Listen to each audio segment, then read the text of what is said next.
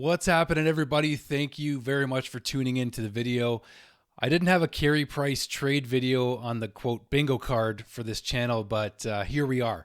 And before we get too sentimental, yes, as I just showed you, I got my Carey Price jersey, which I have two, and the other one, yes, here is that one, actually signed by Carey Price as well. But rather than making this a really sentimental video about Carey Price, because I know that it very well could be, and a lot of the sentiments are being released by the Canadiens, and it would just take too long to describe in one little video here, a trade video about what Carey Price has meant to the Montreal Canadiens organization and their fans, and me personally as a fan, to my family.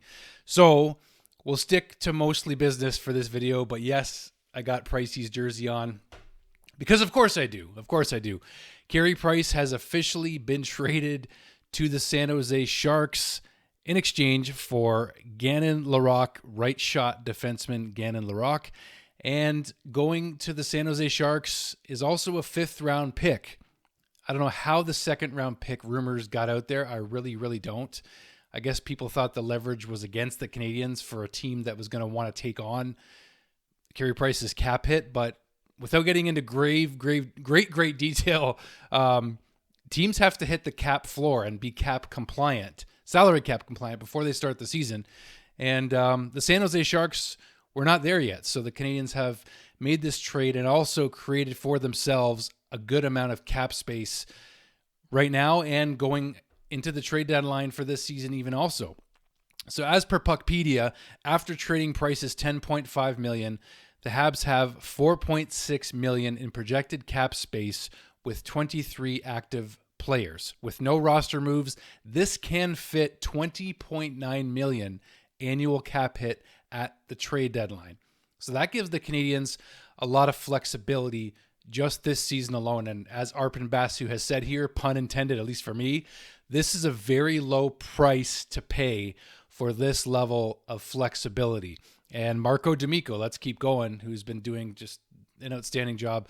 We love the information we get from Marco, and here he is saying the Canadiens now have ample room to start the season and leave themselves open to more moves, be it before camp or toward American Thanksgiving.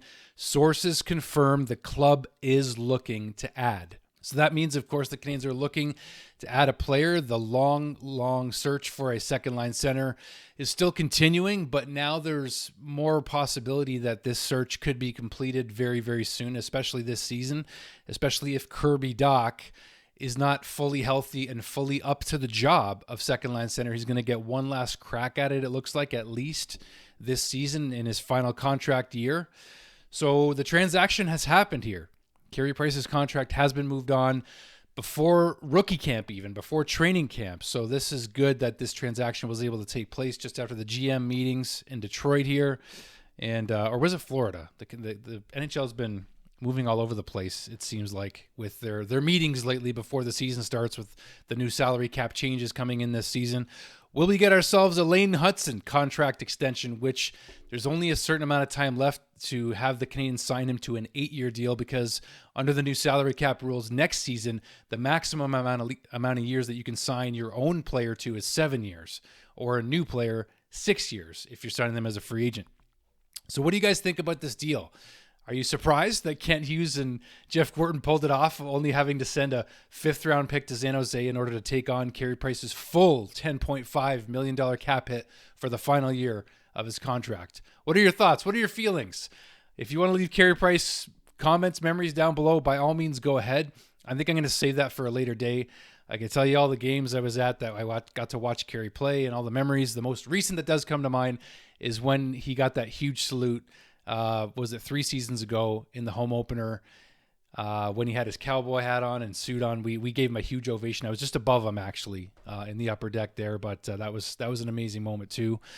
But you know what? Like I said, it's not going to be an overly sentimental Carey Price video. This is mostly a transactional video. It's happened, and now the Canadiens have more flexibility to make more moves this season, which is really exciting.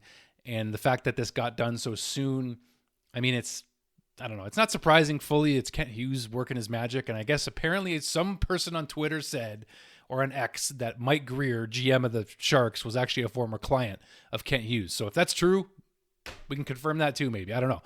let me know what you guys think down below. It's so good to jump on here with some news, and can't wait to be talking to you guys more soon. We're just days away from the Prospects Challenge game. Jets and Habs, I'll be there. See you guys soon. Talk soon.